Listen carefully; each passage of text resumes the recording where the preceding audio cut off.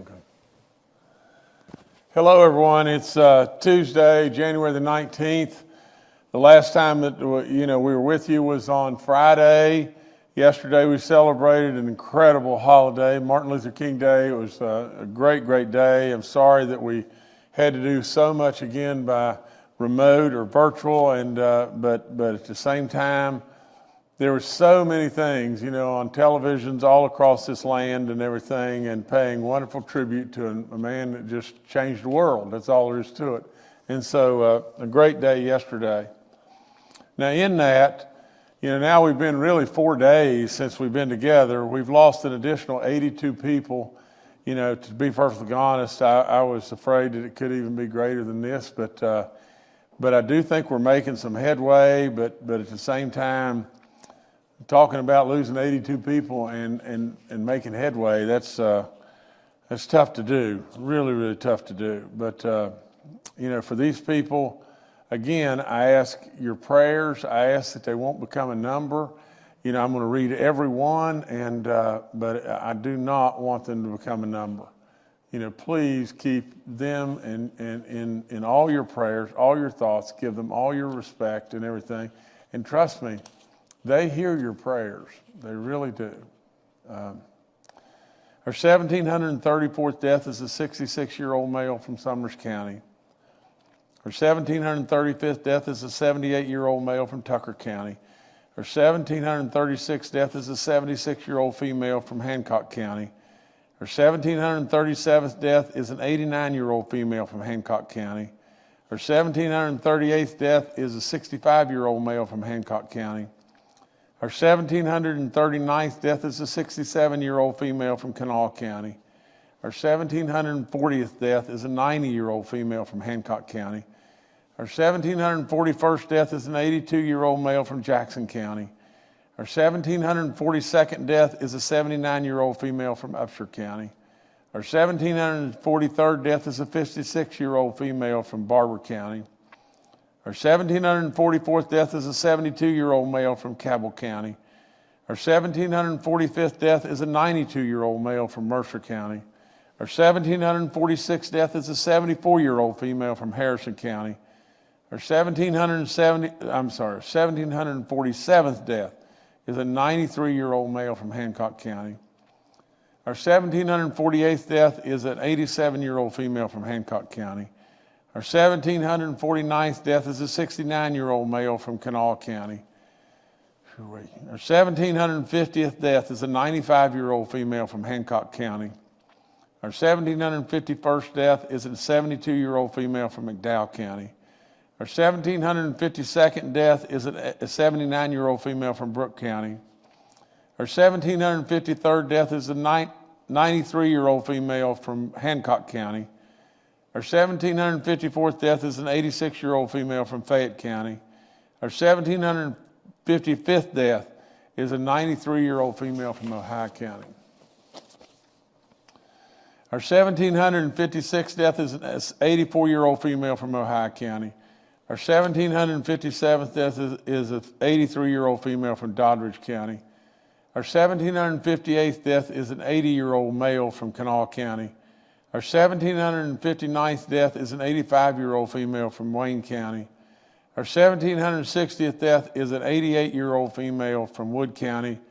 Our 1,761st death is a 56-year-old male from Cabell County. Our 1,762nd death is a 72-year-old male from Marshall County. Our 1,763rd death is a 73-year-old male from Wood County. Our 1,764th death is a 75-year-old female from Berkeley County. Our 1,765th death is a 70-year-old female from Wood County. Our 1,766th death is a 96-year-old female from Ohio County. Our 1,767th death is a 62-year-old male from Raleigh County. Our 1,768th death is an 88-year-old female from Hardy County. Our 1,769th death is a 73-year-old male from Upshur County. Our 1,770th death is an 84-year-old male from Lewis County. Our 1,771st death is a 79-year-old female from Fayette County. Our 1,772nd death is an 81-year-old male from Brooke County. Our 1,773rd death is a 95-year-old male from Hardy County. Our 1,774th death is an 89-year-old female from Brooke County. Our 1,775th death is a 92-year-old female from Monongalia County. Our 1,776th death is an 85-year-old male from Marshall County. Our 1,777th death is an 85-year-old male from Upshur County. Our 1,778th death is a 57-year-old female from Wood County. Our 1,779th death is a 57-year-old male from Upshur County. Our 1,780th death is a 35-year-old male from Wood County. I mean, it's terrible. It's just plain terrible to be losing people that are 80 or 90 or 75 years old, but losing a 35-year-old person within West Virginia is just tragic. Our 1,781st death is a 96-year-old female from Brooke County. Our 1,782nd death is an 81-year-old female from Hancock County. Our 1,783rd death is a 58-year-old male from Morgan County. Our 1,784th death is a 70-year-old male from Monongalia County. Our 1,785th death is a 77-year-old male from Greenbrier County. Our 1,786th death is a 54-year-old female from Kanawha County. Our 1,787th death is an 80-year-old male from Brooke County. Our 1,788th death is an 89-year-old male from Taylor County. Our 1,789th death is a 61-year-old female from Jefferson County. Our 1,790th death is a 73-year-old female from Cabell County. Our 1,791st death is a 73-year-old female from Kanawha County. Our 1,792nd death is a 59-year-old male from Berkeley County. Our 1,793rd death is a 92-year-old male from Mineral County. Our 1,794th death is a 91-year-old female from Wyoming County. Our 1,795th death is a 71-year-old male from Taylor County. Our 1,796th death is a 70-year-old male from Marshall County. Our 1,797th death is a 65-year-old male from Berkeley County. Our 1,798th death is an 82-year-old male from Berkeley County. Our 1,799th death is an 89-year-old female from Hancock County. Our 1,800th death in West Virginia, 1,800 great people have died, and it's an 80-year-old female from Kanawha County. Our 1,801st death is a 57-year-old female from Berkeley County. Our 1,802nd death is a 75-year-old male from Monongalia County. Our 1,803rd death is a 68-year-old male from Logan County. Our 1,804th death is a 72-year-old male from Wood County. Our 1,805th death is a 77-year-old female from Tucker County. Our 1,806th death is a 72-year-old female from Cabell County. Our 1,807th death is an 85-year-old female from Jefferson County. Our 1,808th death is an 82-year-old female from Berkeley County. Our 1,809th death is a 71-year-old male from Fayette County. Our 1,810th death is a 91-year-old female from Putnam County. Our 1,811th death is an 83-year-old male from Wood County.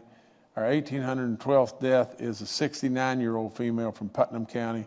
Our 1,813th death is a 65-year-old male from Putnam County.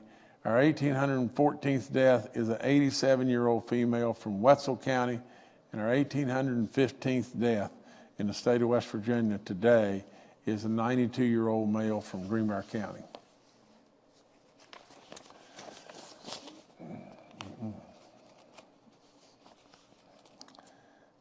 I ask you really, please, to do all you possibly can.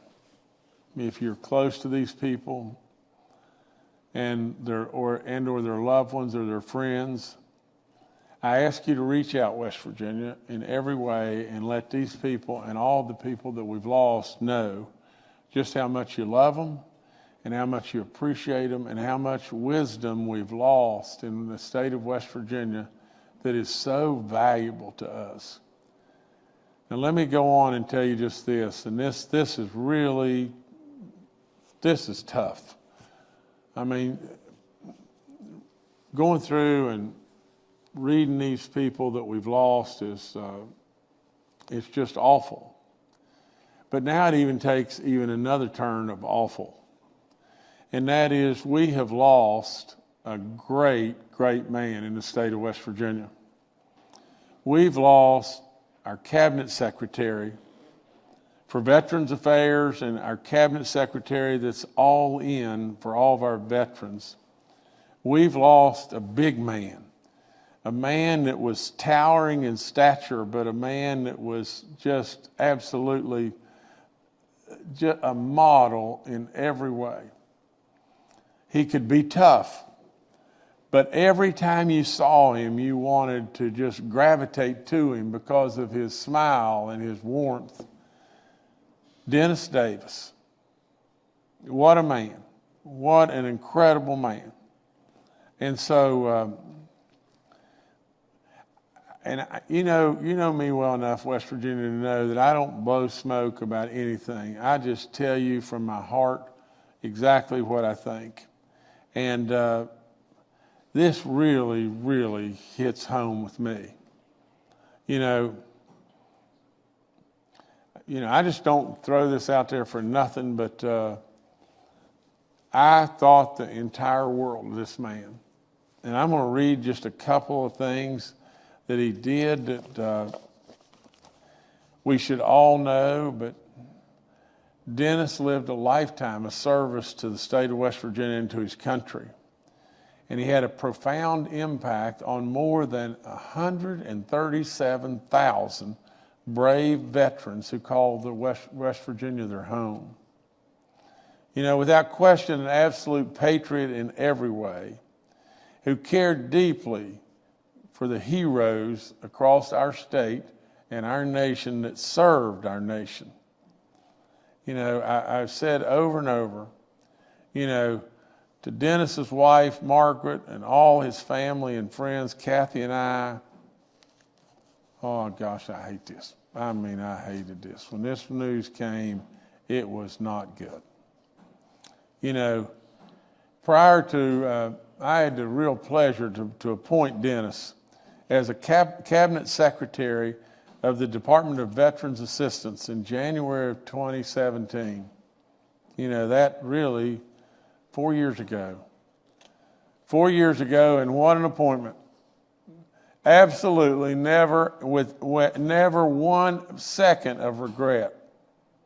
You know, prior to his appointment, Dennis, a U.S. Army veteran himself, served as a member of the Honor Guard at the Donald Kennard Veterans Cemetery. With Dennis leading our department the last 4 years, more than $2 billion has been provided in support to West Virginia veterans in the past year alone. And we were able to open 4 regional veterans assistance offices under Dennis's watch. We also exempted military retirement income from the state income for our veterans. We added dozens of brand new veteran transportation vans, dedicated multiple new monuments honoring our veterans throughout West Virginia, and lots and lots and lots more. All these achievements, without question, would have never happened without Dennis Davis. That's all there is to it. He had his hand in every single bit of this. You know, every West Virginian veteran who sacrificed to safeguard the freedoms that we cherish today, Dennis Davis was surely with you every step of the way. I've said many times we owe everything that we have in our life to our veterans. We do. And all of our active military as well. This state, for us having the ability to get up in the morning and share in the freedoms and all the different things that we do in this wonderful country every day and we take for granted. Who do we owe that to? We owe that to these people. Again, what an incredible secretary and what an honor it was for me to call Dennis Davis, a great friend, a great cabinet secretary, and truly, this absolute state will really, as well as our nation, will really, really miss Dennis Davis. So to his family and everything, we're profoundly sad. And I'm sure Dennis is in a better place. He's got that big smile going on right now. And without any question, he's about getting something done. And so he will just, when we join Dennis someday, Dennis will be able to sit back and tell us about all the stuff that he's already accomplished and all the stuff he continues to do. So we love him, we love his family, and God bless each and every one of them. It's hard, but can you imagine going through that and then having to go back and talk to you about our numbers and stuff? Well, it's very, very difficult to pivot from someone you love to back to business, but I've got to. In the last 24 hours, we have a daily positive rate of 6.24. Our cumulative rate is at 5.50. We have 26,675 active cases and 82,330 that have recovered. We're down to 638 people that are hospitalized and 162 in the ICU units. We have only 17 red counties in the state of West Virginia right now. We're getting better. And the reason I only say that is because orange and everything else, the yellow and the green, are going to be going to school, and that's good stuff. And we have the best, and this is the lowest number that I've ever seen for West Virginia. Our RT number has moved down to 0.85. Remember, it's supposed to be under 1. We're at 0.85. That's the lowest that I've seen, and it's the very best in the entire nation. Just think, if we're the best in the nation, and I've read to you 80-some names, 82 names, and we got 1,815 that have died. Think what's really going on all across our land. We just know how tragic it is and how bad it is in lots of ways here, but we really don't know how really good it is here too. Again, a reminder about if you're age 65 and above and you got a sniffle in any way, or you've a headache or tired or whatever, please go get tested. We can save your life with the antibodies if you can go get tested then. Don't wait. Run to the fire. Treat it just like a stroke or a heart attack. I said we only have 17 counties in the red. I think we reported on our Saturday math that we had 18 counties in the red. There was a discrepancy that we found, and Bill Crouch, our Secretary of DHHR, will talk to you about that in just a few minutes. We're back to school today, for our spring semester. Our West Virginia Board of Education has outlined the expectations for all of our counties to return to in-person learning and instruction, and some of the counties are phasing in through a blended model, while others are starting with 4 to 5 days of in-person. Many families have reached out to the Department of Ed. I know this because they're calling like crazy to me and everything else, saying we want to go back to school. That's all there is to it. We want our kids back in school. Masks are mandated for all students age 9 and above, and all teachers and employees will be wearing them as well. We have approximately 50,000 children who will remain in virtual learning option.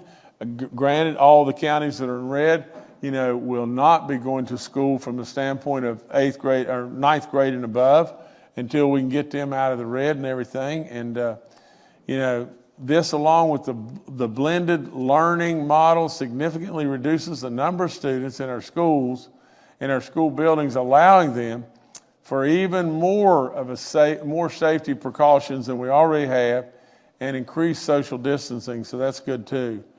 Many of our superintendents have reported so far today that the first day back to school is going smoothly, and they are really excited to have their children back and everything. So that's great stuff. On the vaccine update, West Virginia is knocking it so far out of the park. It's unbelievable, and I congratulate all those that are making it all happen and everything. You know, I'm not ashamed of the fact that I've pushed you, and I've pushed you, and I've pushed you, and I'm going to still continue to do that. You're not going to have me back down in any way. I want the shots in people's arms, and we're doing a great job getting it done. Today, now get this, today our administration rate for first doses that we've received is 99.6%. Now, I don't want to be like Clark Griswold's dad was and said there's one line of the lights that aren't twinkling, but if it's 99.6, we need to take it to 100%. We continue to lead the nation when it comes to getting these vaccines out to our people. To date, we have administered 132,000 first doses, 24,000 second doses, which means we have administered 156,373 doses. In just the last 24 hours, we administered 2,681 vaccines in the state of West Virginia. You know, West Virginia on the tracker, the CDC has posted the latest update and everything, and West Virginia continues to lead the nation, and we want to not only lead the nation, we want to lap the whole field. Now, okay, I got to tell you this now. I want you to really pay close attention to everything, just this. We can't give you a vaccine shot if we don't have the vaccines, can we? We just can't. And just to tell it like it is, you know, now is when, you know, most all the time I talk with you, I'm Jimmy or Jim, and now's the time when I'm James. You know, we expected an additional 25,000, in fact, we're told we're going to get an additional 25,000 vaccines in, you know, yesterday or today, and they didn't come. We got in 23,000 and change for first round doses, and the second round doses, you know, are significantly higher, but they're second round doses. We've got to give those. Now, from the standpoint of where West Virginia is at 23,000, that is absolutely inadequate. It's just that. It's not acceptable, and it's inadequate. And the reason it's not acceptable is just this. I know everybody is scrambling all over the place trying to get vaccines, but West Virginia is the third oldest state in the union, and is the most critically ill state, you know, in many, you know, chronic illnesses. The net of the whole thing is, you know, the only other two states I think that are in front of us as far as age are Maine and Florida, and they're surrounded by oceans. I mean, you know, really and truly, when it really boils right down to it, we're surrounded by people. 2/3 of the nation's population is all around us, and we're significantly the oldest when you think about it that way, and significantly we abound with chronic illnesses beyond belief. We have to have more vaccines because we can save lives, and we won't leave them on a shelf. Now, I am absolutely have all my people calling in every way. We're going to keep calling. I'm going to keep calling. We're going to keep trying in every way, somehow. We have got to have the vaccines because we will instantaneously save people's lives. Now, the other thing is just this, and states aren't going to like me saying this, but it's just a fact. I mean, here we are with no vaccines. We've got them all in people's arms, and we've done exactly what we should have done, and we performed. You know, I think performance ought to be rewarded. And absolutely, you have states across this union. I don't know, we sent out 22 million vaccines, and we've got 9 in the arms of our people. Well, where's the other 13 million vaccines? Where are they? They're sitting somewhere with some state in some warehouse and everything, and they're piddling around, and West Virginia is absolutely the oldest and the most chronic illnesses, and here we sit ready to go. Now, we got to get the vaccines. That's all there is to it. And we're pushing as hard as we can possibly push. We're pushing respectfully and everything. We got all that. You know, we're going through a transition of administrations and everything. That's a real problem right now and everything. And I hope and pray the Biden administration will really step up to the plate and help us, because we can truly, it isn't a matter of helping West Virginia over helping Oklahoma or helping West Virginia over helping, Iowa or whatever. It is not that. It is one thing and one thing alone, is today, right now, if they send us vaccines, we'll put them in somebody's arm. And as soon as we put them in somebody's arm, it's going to be saving somebody's life. Now, it's not something for West Virginia or something for Iowa or something, for Texas or where it may be. It is truly saving somebody's life right now. Now, I said this to General Hoyer last night.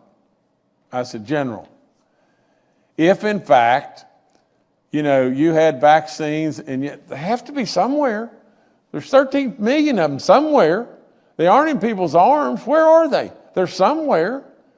A long time ago at the Alamo, there was all kinds of Mexicans charging and everything else. What if they ran out of bullets? What if they did? For crying out loud, what if the bullets were in Arkansas?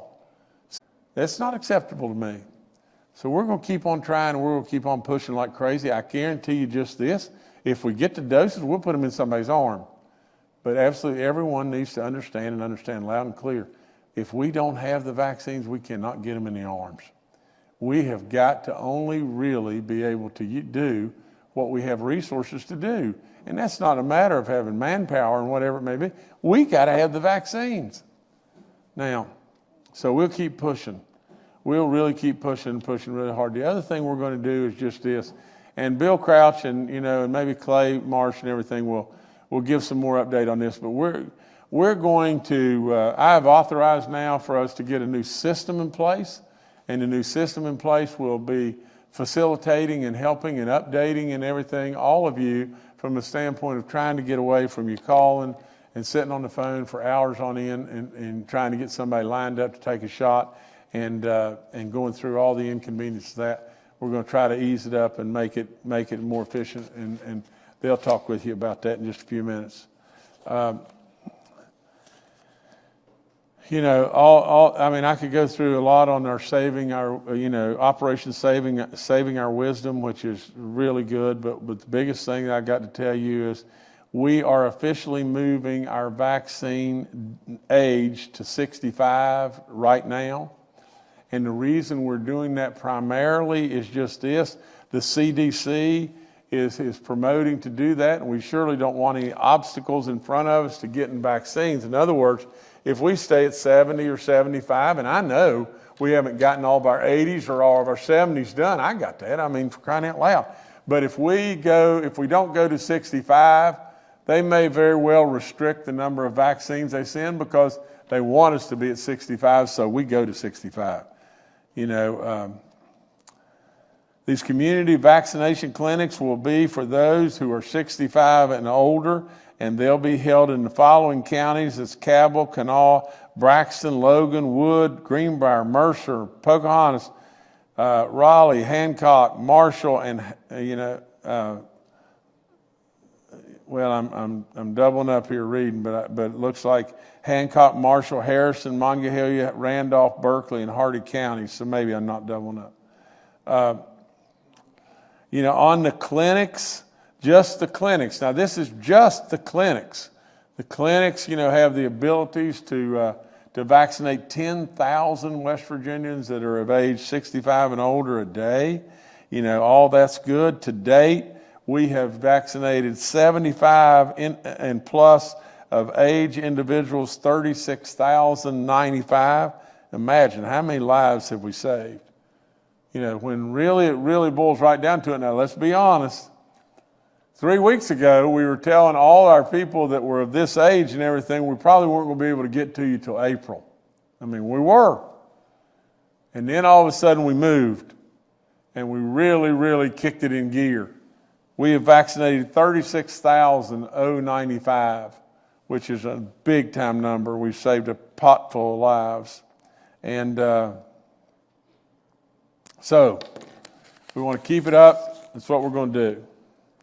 WVU has a big announcement today, and I'm going to read a little bit, but WVU Medicine today announced that they will open a community-based COVID vaccine clinic for Morgantown area residents, and it will be at the former Sears building at the Morgantown Mall.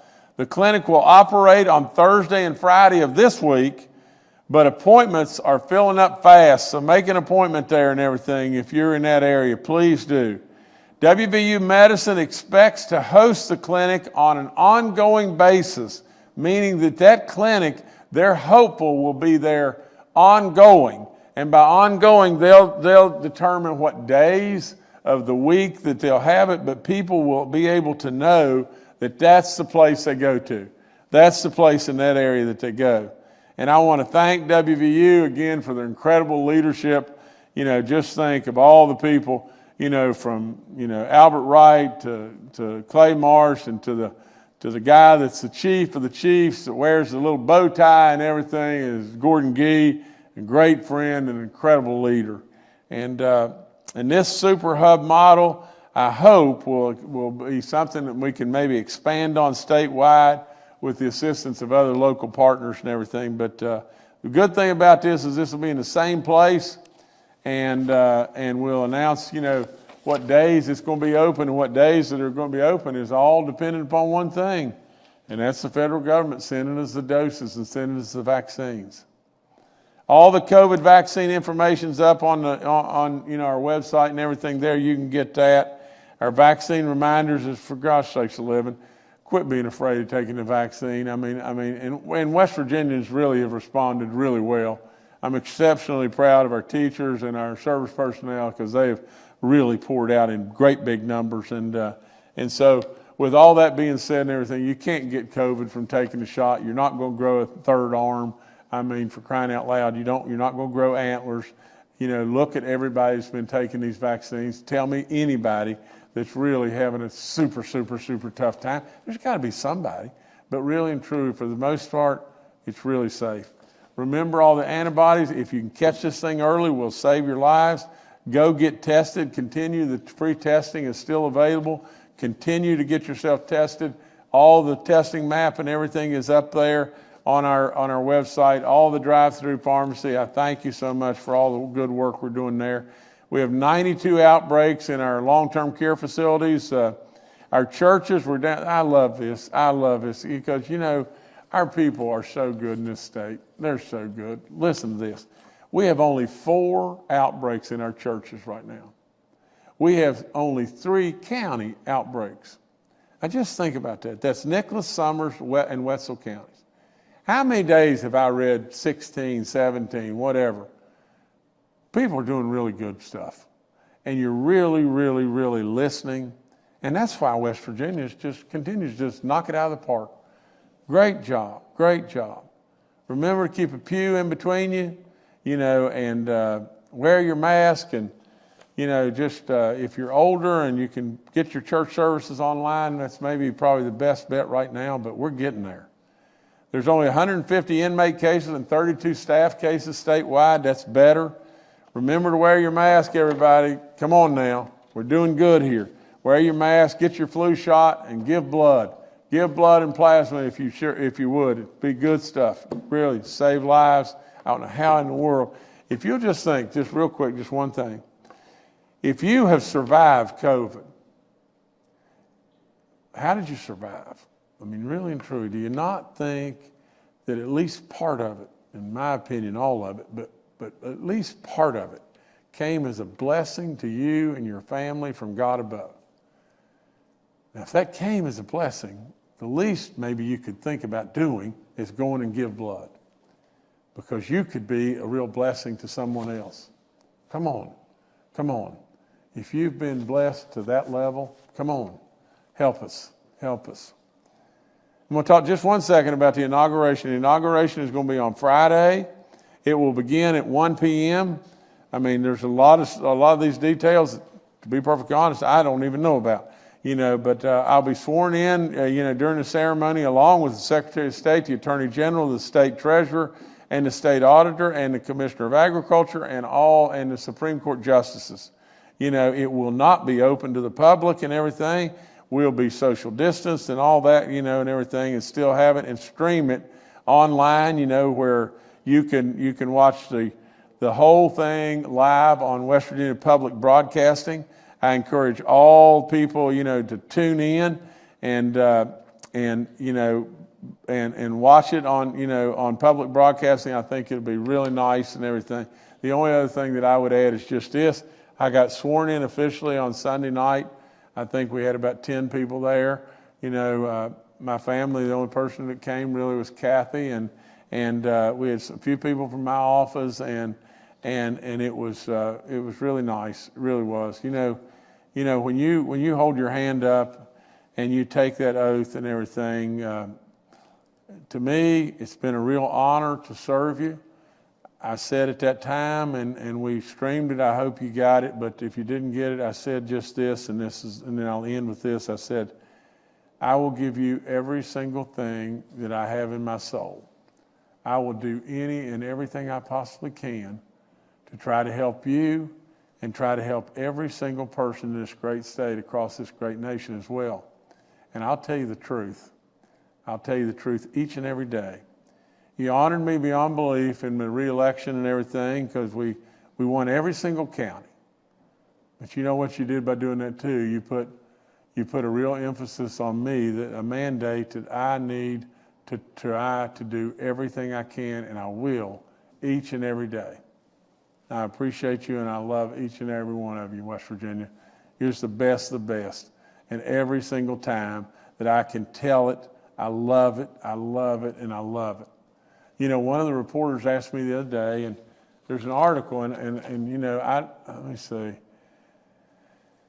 I don't know exactly where you can get this and everything, and maybe, Jordan, you guys can put this on, as to where you can get it. But this wonderful lady, her name was Selena, I think, and she wrote this article and everything, and it really reflects a lot about West Virginia, but she was from Pittsburgh, and the name of the article was Justice for West Virginia Means Vaccination Success.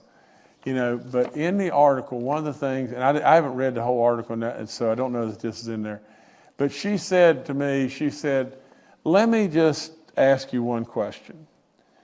She said, is it not true that people, at least in the past, have made fun of West Virginia, told a lot of West Virginia jokes?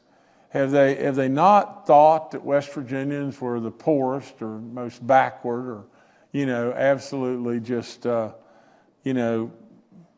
dingy with coal dust and not very many teeth or whatever it may be? Have they not thought that?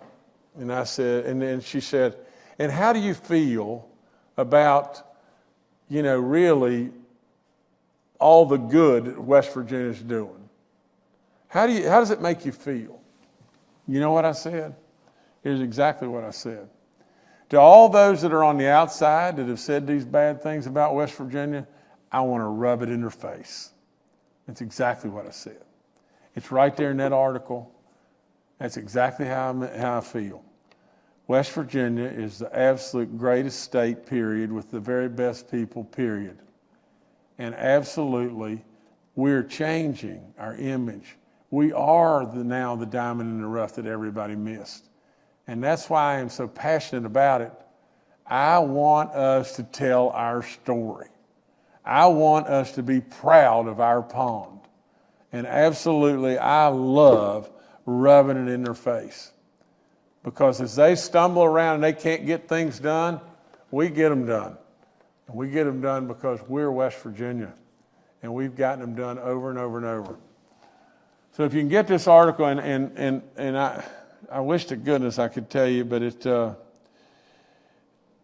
looks like it's www.washingtonexaminer.com. But I don't know if I'm right about that or not. But anyway, am I right about that, Jordan? Hey, how about that? I'm so tech savvy, but I got it right. Okay. Y'all remember that. I'm going to read it one more time. It's www.washingtonexaminer.com. So if you can get it, look at it and everything. Be proud of yourself, West Virginia.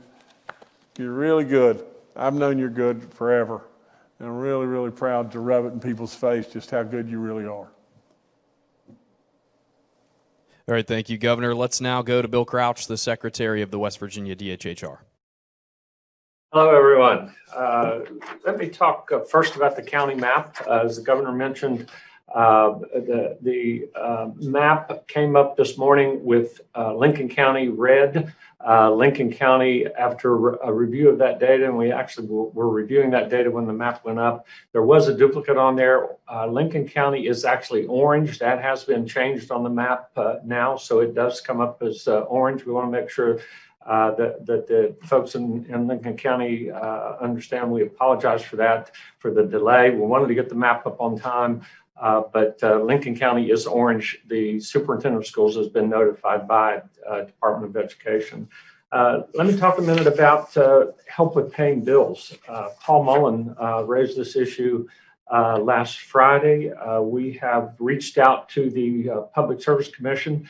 Public Service Commission is suggesting that individuals who have fees on their bills to contact the utility company directly and see if the utility company will remove those fees. If not, the Public Service Commission is also recommending that you can ask for an informal request for assistance through the Public Service Commission, and they will try to assist. They're also looking into this further to see if they can do something else with this. We also reached out to the United States Postal Service and received a letter from them this morning with a variety of issues related to staffing. Most of those are COVID-related issues, so they're having difficulty, as are other businesses, with regard to maintaining staff and maintaining services. So they apologized for that. The letter was from a Mr. Diggs, manager of consumer and industry contact for the Appalachian District. So we thank the United States Postal Service for getting back to us so quickly. Finally, let me talk about the online registration system that the governor mentioned. We are finalizing an agreement to provide a system to give us a system that allows registration online for individuals. We have a call system, as you know, that individuals can call. Our wait time has been a little over 2 minutes, so we ask for everyone's patience. But within the next few days, hopefully by the end of the week, we will be able to register you with that online call system, so that when you call in, we'll be able to take your name and your information, and the system itself will communicate back to you at your preferred method, using your preferred method, whether that's text, email, a phone call, to let you know when the time comes for your vaccination. This system will also work at the local health department level and for individuals. Once we get a link to the website, and we'll have to roll these out each very carefully to make sure it works properly. But individuals will actually be able to go to the website at some point here within the next week or two and log on and register online yourself. We're trying to reduce the calls. We're trying to move quickly. As the governor said, we're ready to vaccinate everyone. We want everyone to take advantage of this vaccine. Everyone needs to please register as we get this online. So we're moving quickly to do that. We thank everyone for their patience. And again, as the governor said, if you're sick, if you have issues, please be tested. We don't want to forget about testing or wearing masks. So thank you. All right, thank you, Secretary. Next, we'll go to retired Major General Jim Hoyer, the director of the Joint Interagency Task Force. Good afternoon. As Governor Justice did, I want to express from my wife Amy and I our condolences to Dennis Davis's family. Dennis was, as the governor pointed out, a great person, a great veterans advocate, but also knew Dennis for a number of years working with my mother-in-law in Kanawha County School System vocational education. He changed a lot of young lives as well as the veterans' lives. So to Dennis's family, God bless you. We have you in our prayers, and we love you. As the governor pointed out, we are having great success, but as he also pointed out, he is not satisfied. And my responsibility to him is to not be satisfied and continue to work. The Interagency Task Force, I want folks to understand that we continue to grow the network and the partnerships every day. This morning, we had a great conversation with about 20 groups that represent those folks with developmental disabilities and behavioral health folks, and we'll continue to grow the networks across 55 counties. We ask for your patience as we grow these capabilities. And when the governor and I referred to clinics, it's not just a single point or a single site. It is building a partnership network across 55 counties that will allow us to get to our population as quickly as possible. So please understand that we continue to work that and build that every day, and we'll continue to press to get that capability. As the governor pointed out, we received just a little under, right now, a little under 100,000 vaccines a month. Our objective is to be able to do 120,000 vaccines a week to get to those most vulnerable populations and continue to focus on age as we go forward. And we will see an impact on the success of our state. The great news is that people in West Virginia want this vaccine, and we ask them to continue to put us and press us to get it to them. Thank you. All right, thank you, sir. Next to Dr. Clay Marsh, our coronavirus czar. Well, good afternoon. In following up the comments that the governor has made and Secretary Crouch and retired General Hoyer, it's really striking as the governor read the names of the great West Virginians who've died, how much this pandemic has cost us, both as a state and as a country. We are approaching 25 million infected Americans. We're approaching 400,000 deaths. Around the world, we're approaching 100 million infected world citizens, and we just passed 2 million deaths. That's an extraordinary amount of loss. And sometimes we become less focused on the tragedy that happens every day. There's recently an article about the faceless deaths of people with COVID-19. And I think that's even more reason for us to be committed, yet still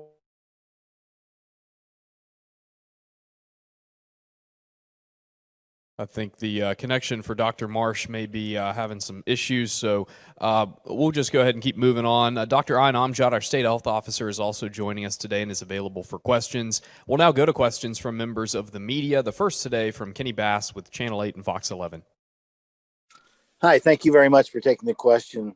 I know that you're expanding age groups and different healthcare providers, but a couple of specific healthcare provider groups have reached out to me and asked me if I could just throw their professions into the hat to see where they might rank. One would be for those actually administering the vaccine. Someone mentioned that there were some pharmacy students from the University of Charleston who were administering the vaccine. Also, of course, there are older pharmacists and pharmacy workers throughout the state who are administering the vaccine, but they are not eligible to receive the vaccine. So where those people might rank. And then one group that is probably not thought of first top of mind, but we're funeral home workers who go into hospitals, who retrieve the ones we've lost, to then prepare those victims for their funerals, attend those funerals, work at those funerals, are surrounded sometimes, as the governor has mentioned many times. Funerals, of course, are a very vulnerable place for COVID transmission. So where funeral workers who might not even be older than 50, but definitely those older than 50, where funeral home workers and embalmers and people like that would be in the list and possibly be added. Thank you very much. General, you or Dr. Marsh, answer this if you would, please, because you'll do it better than I. Yes, Governor. Kenny, funeral director, funeral staff, as well as those folks you're talking about related to students who are going to be healthcare students who will be working. We are continuing to work with various organizations, the licensing boards, the associations that represent groups, and pull those lists together, and where the opportunity presents as quickly as possible to get vaccines to those people. But as it goes back to what the governor talks about, we can only put vaccines in arms that we have. And but rest assured that we are continuing to compile lists to work to make sure that we get to those populations as quickly as possible. All right, thank you, Kenny. Next is Steve Adams with Ogden Newspapers. Yeah, Steve Adams of Ogden Newspapers here. Obviously, a lot of focus on vaccinations. I know there's been talk of testing and encouragement for people to go get tested. Where do we stand on that? I know we've, again, shifted focus on vaccinations. In Wood County, for example, I was looking, there was only 3 locations today where you could go get COVID tests, and those were 3 pharmacies specifically.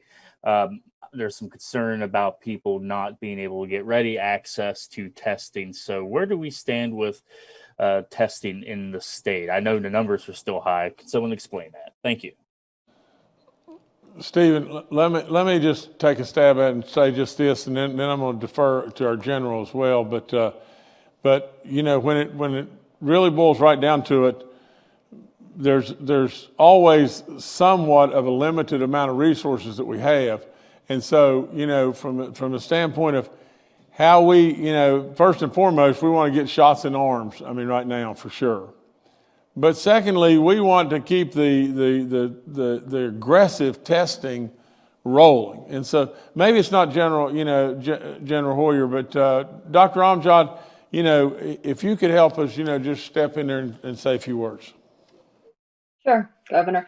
Steve, it's still listed on our website for daily testing sites. So some places, and I'd have to look up Wood County specifically, but there's still daily testing sites. Some of the pharmacies are still testing. Some health departments may offer it, but you'd have to go on the website and look up, you know, daily testing events and weekly testing events, and some pharmacies that are offering it. But they are offered throughout the state, and someone would have to go on the website and look up the particular place. But we are still offering them daily throughout the state as well.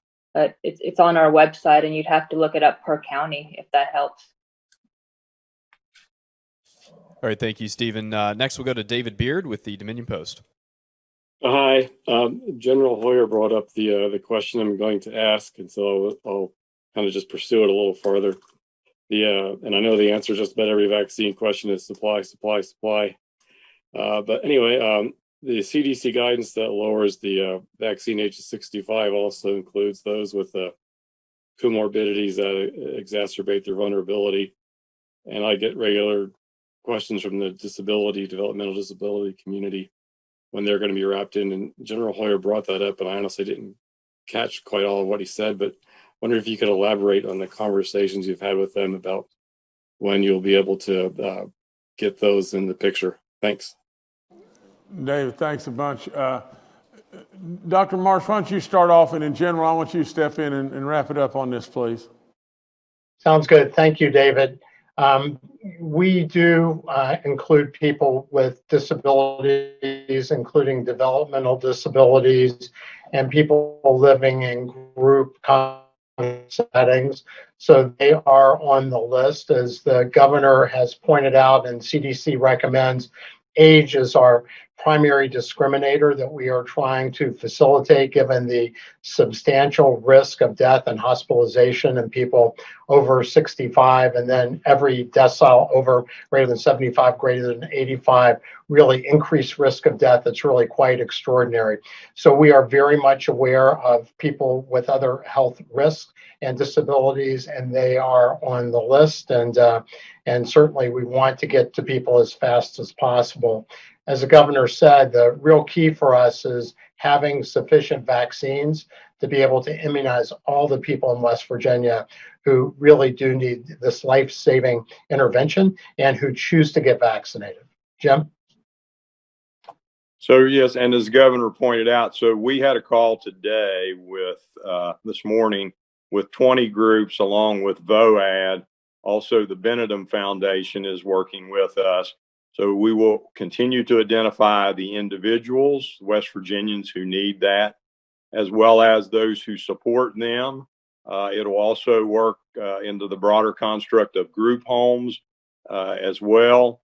So it's also a matter of developing out network for transportation for those who can go to sites that we set up, but also being prepared to deliver to those who cannot get out. So, David, we continue to work that. I think we're making good progress, and as vaccines become available, we will get to that. There will also be groups of the staff support this week who will be getting vaccinated to reduce the amount of community spread. All right, thank you, David. Next to Mark Curtis with Nexstar Media. Good afternoon, Governor and staff members and members of the press. If I could just share a quick Dennis Davis story. A very special man to me. When my daughter first graduated from basic training at Fort Jackson, South Carolina, I ran up to Dennis at the Capitol, very excitedly told him that she had made it. And he said, "What is she going to do next?" And I said, "She's going into the field artillery of all things." And Dennis lit up and said, "I was in field artillery. Where is she doing her training?" And I said, "She's on her way to Fort Sill, Oklahoma." And Dennis lit up again and said, "I did my training at Fort Sill, Oklahoma." We developed a very special bond. As you know, nobody knows this better than General Hoyer. Being a military parent is a tough job. And Dennis was so supportive of me and my family and my daughter over the years, and always asked about her and cared very much. And so for his service to this state, his service to this nation in the U.S. Army, rest in peace, Dennis Davis. God bless you, and thank you for all you did for our country and our state and our veterans in particular. Now, on to my question.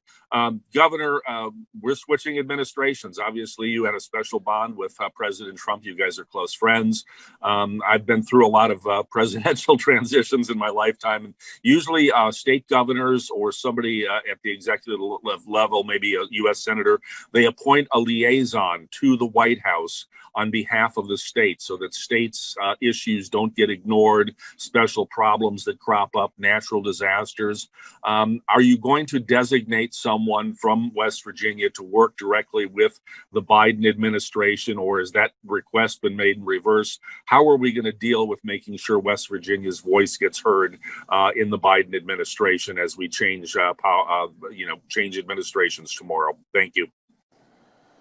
Well, Mark, it's a great question, and I want to just say just this, that and this is just how I am. You know, I'm here to serve because I truly believe in our nation and just how great we are. I'm absolutely respectful to the presidency and was friends with President Trump, you know, and I hope we'll remain friends, you know, but and I'm sure we will. He's a good man with a lot of great family around him.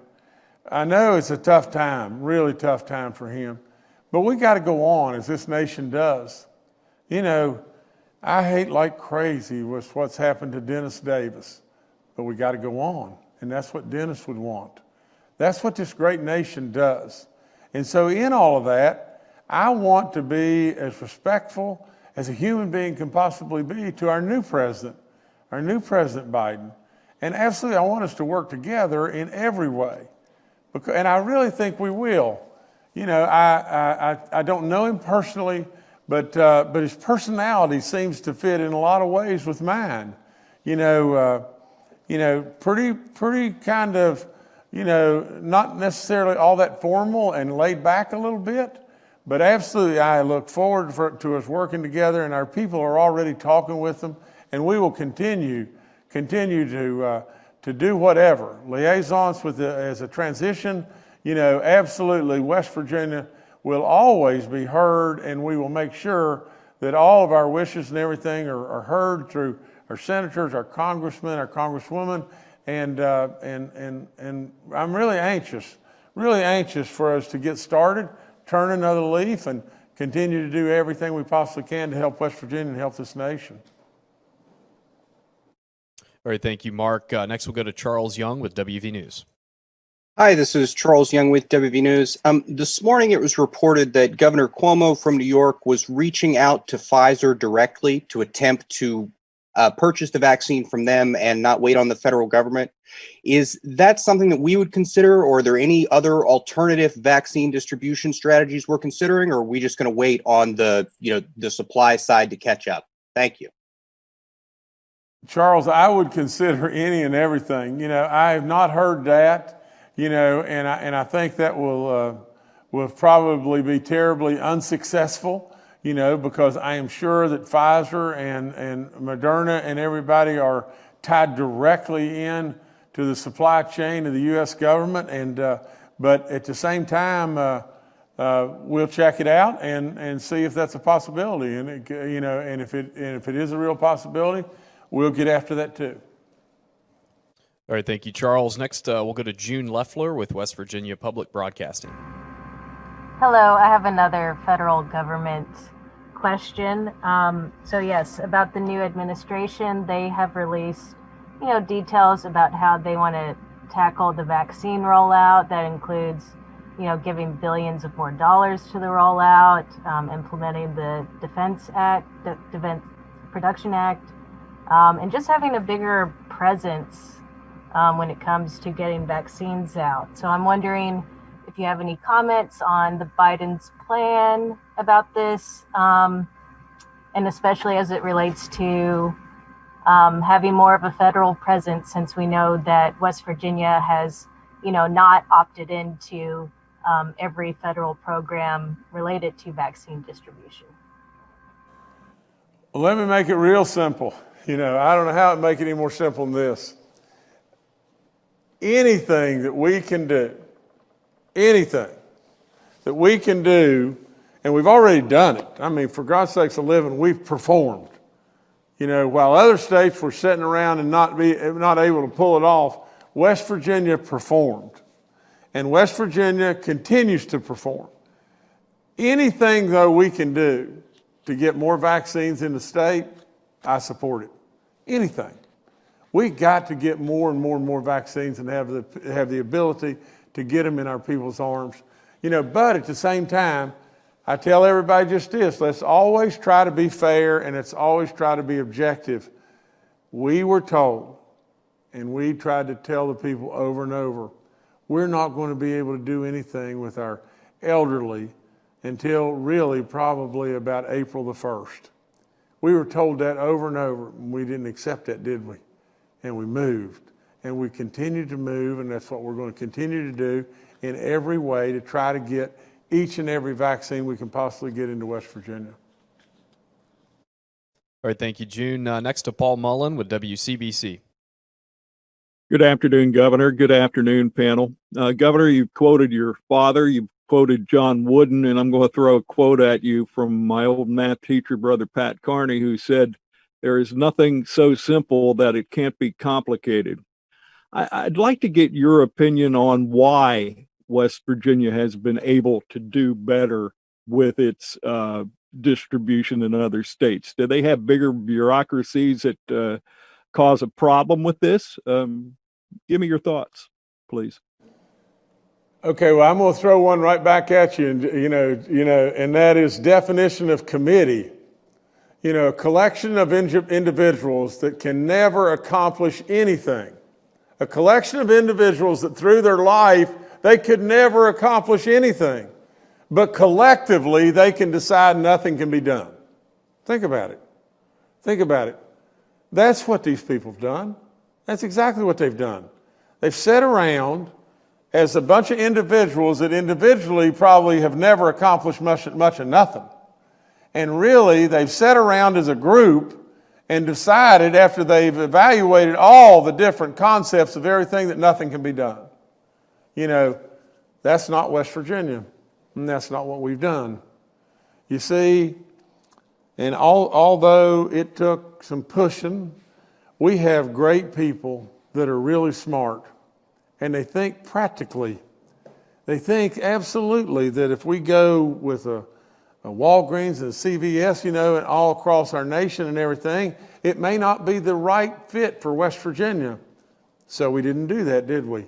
We went to clinics and pharmacies and everything, and all of a sudden we pivoted, even though all the data and everything that was given to us said, really and truly, you can't possibly get to the general public on somebody that's in excess of 80 or 70 or 5 or whatever. You can't possibly do that now because you've got to do this, this, and this.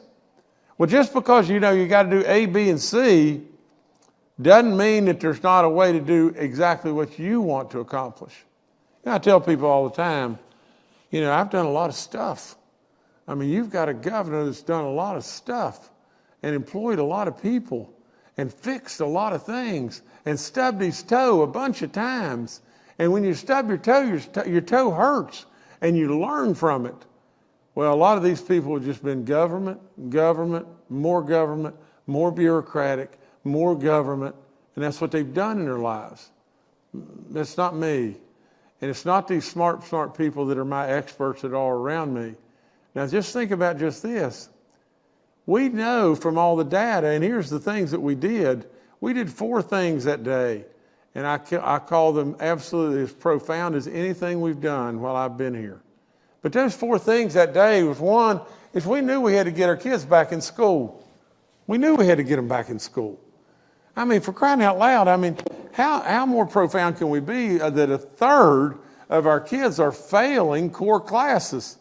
1/3 of them, the remote stuff doesn't work or is not working very well. And so with all that, we have to get them back in school. And the transmission rate, we know by all the science, is almost 0. Now, we can't make it 0. We can't make it perfect. And God forbid, you know, I'd hate so bad, it would be unbelievable if we have a situation with children or at a school. We can't make it perfect. We all know that. But absolutely, all the science tells us to go back to school. Because not only are our kids failing classes, but our special needs kids have all kinds of needs. And there's all kinds of kids that, God forbid, are having bad things happen to them out there. We've got to get these kids back in school. We knew we had to do that, did we not? And so what did we do? We moved. And then with moving, what we did right with it is we said, we're going to vaccinate all of our teachers and all of our service personnel. We moved. And the 4th thing, that's 2. And the 4th thing right behind all of that is we said, we're not going to let the vaccine sit on the shelf. We're not going to do that. We're going to move. Because absolutely, we're not going to hear on the door and somebody say, General, there's 92,000 of these vaccines sitting out here and I don't know where in the hell to put them because the warehouse is full. That's what's happening all across our nation. While they set their committee and tried to figure, we moved. And the last thing we did is we gave hope. We gave hope to the 80-year-old that's sitting at home wondering, how in the world am I going to make it? People are dying like crazy. I'm scared to death. I'm absolutely scared totally to death. I'm not going to get my shot till up in April, or maybe who knows if it could be even later. How am I going to make it? So we restored hope, did we not? We moved. We moved, as West Virginians do, as your governor that has experience beyond belief does. Absolutely, I'm not going to sit on my hands, and I could say something worse, but I'm not going to sit on my hands and absolutely not move. I can't make it perfect, but that's what we did in West Virginia. We did 4 things that day that are unbelievable. We went back to school, or we said we're going to go back to school. We vaccinated our teachers. We absolutely didn't leave vaccines in the warehouse, and we gave hope back to our elderly. And so if the federal government would just give us these vaccines, if they came in tomorrow and said, you can get all the vaccines you want, I'll promise you by the 7th day of February, every single person in our state 65 and older, we'd have a vaccine in their arm. You know, our people are really good. They're really good. And they've heard me on their tail over and over and over, and they're really good. That's how we get it done. All right, thank you, Paul. Next to Phil Kabler with the Charleston Gazette-Mail. Hello, everyone. According to the DHHR dashboard, it looks like the state's done about 3,500 vaccinations over the past 3 days. Is that a factor of running out of vaccine? And where is the breakdown in the chain of distribution? General, maybe you can do this one. Phil, I'd have to take a look at the dashboard. Don't have it in front of me, but as I recall, there were many more than that done over the past several days. As you see from the vaccine distribution dashboard, we're at 99.6% of the doses that we have for first dose. So I'm not sure what your reference is. All right, thank you, Phil. Governor, I'll turn it back to you. Let me come back. Let me say this. Phil, I think if you're trying to be fair, I hope and pray you are. Is if we got 99.6 that are in somebody's arm, I don't know how we manifest the ability to give out more. Yep, thank you, Phil. Governor, back to you. Okay, well, again, I appreciate all the questions. I appreciate this great panel of experts that are around me that have done phenomenal work. I would say my quote would probably be, I'm very proud of the work they've done, but I'm not going to be satisfied. I'm not going to be satisfied until we get everybody done. I would tell people to, do anything and everything you can to help. Call your senators. Call both our senators. Call them like crazy. Call our Congress people and everything. Call them. Call them and say, West Virginia, the oldest state, the state with the most chronic illnesses. I mean, come on. Everybody's got to get in this voice to get us more and more vaccines. The state that has absolutely put every shot that we have in somebody's arm. So again, if you were to call, here's what I want you to say. I want you to say, we need your help. We're the oldest, the most chronically ill state. We have got to get bumped up based on just that. We have absolutely put in arms every single vaccine we have. We're absolutely not surrounded by an ocean. Come on. We need you. We need you right now to push in every way we possibly can to get more vaccines in West Virginia, and we'll get them in somebody's arm. Now, I hate to say it this way, but it's just the truth. With some of these states, and they're not going to get it done. They're not. They're going to stumble around just like they have been and hide behind something and give some political gobbledygook and everything.